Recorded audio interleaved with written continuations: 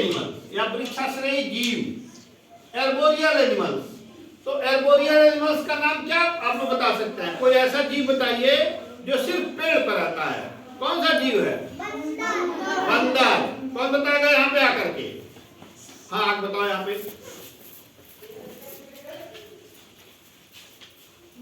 बंदर।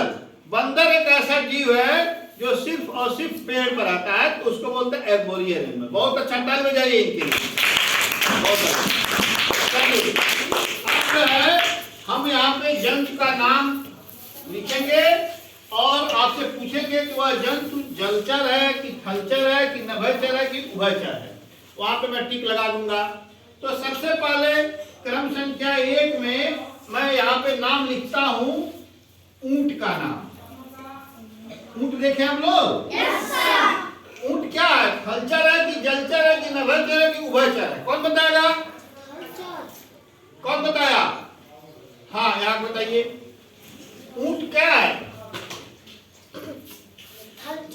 थलचर है। बहुत बढ़िया, टेरेस्ट्रियल एनिमल है। बहुत अच्छा, वेरी गुड, टाइम बजाओ इनके लिए। चलिए दूसरा जो है मैं नाम लिखने जा रहा हूं वह है झींगा। झींगा मछली जानते हो ना? चलिए झींगा। चलिए जिससे पूछेंगे वही बताएगा। ये क्या है? थलचर है कि जलचर है कि नभयचर है कि उभयचर है? चलिए आप बताइए। नहीं, जिससे पूछेंगे वो बताएगा। झींगा क्या है? जलचर। जलचर है। बहुत सुंदर। तो जलचर में ऐसे साइन कर ठीक के निशान बना देंगे। चलिए तीसरा जो है उसका मैं जा रहा हूं बनाने, नाम लिखने जा रहा हूं। ये जो एनिमल है इसके बारे में आपको बताना है। बताओगे कि नहीं बताओगे? बताएंगे। बहुत अच्छे। चमगादड़। बैठ। चमगादड़। चमगादड़ कौन बताएगा? हाँ कौन? हाँ तुम बताओ। चलो शीतल बताओ। शीतल दौड़ के आओ, बताओ दौड़ के। चमगादड़।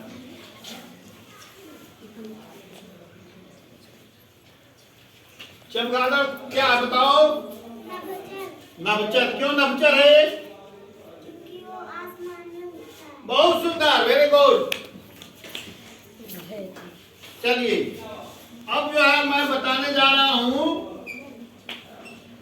एक ऐसा जानवर जो, क्या नाम है उसका? क्रोकोडाइल। क्रोकोडाइल को हिंदी में क्या कहते हैं? मगरमच्छ कहते हैं। बहुत सुंदर, मगरमच्छ। मगरमच्छ कहाँ रहता है? कौन सा जानवर है? चलिए हाँ बताओ। मगरमच्छ कैसा जानवर है? हाँ दौड़ के आइए बताइए। हाँ बताओ। हाँ पानी में और जमीन पे दोनों रहता है, उभयचर है। चलो बहुत अच्छा, ताली बजाने के लिए।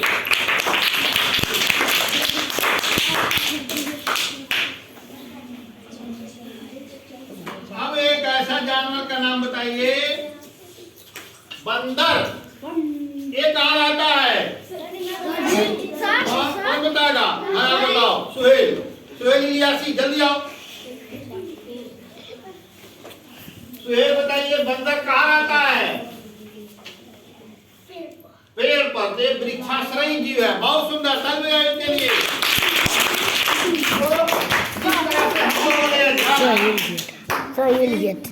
कि जो जानवर होते हैं, ये जो जानवर हैं, ऊंट है, झींगा है, चमगादड़ है, मगरमच्छ है और बंदर है, थलचर, जलचर, नभयचर, उभयचर और वृक्षाश्रयी जीव हैं, एर्बोरियल एनिमल्स हैं।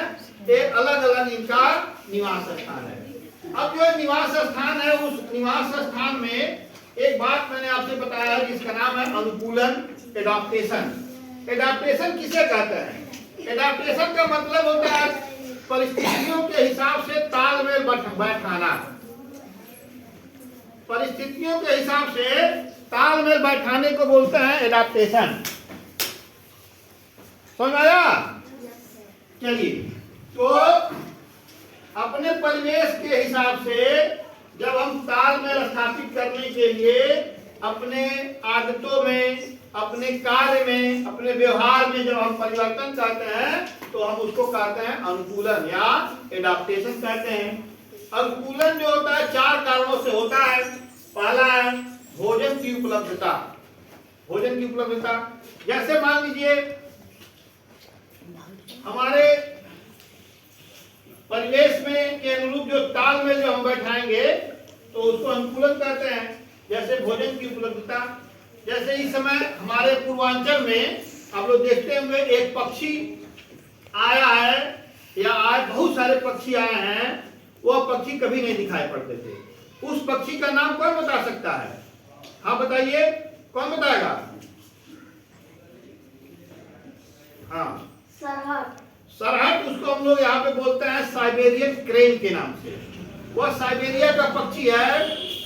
उसी के साथ एक और दूसरे तरह का पक्षी आया है जिसको हम लोग खिड़विच बोलते हैं लोकल भाषा में। वह जो पक्षी है वह भोजन की उपलब्धता के कारण जो है एडाप्टेशन के लिए वहां से साइबेरिया से पूर्वांचल में या भारत में आता है। क्यों आता है?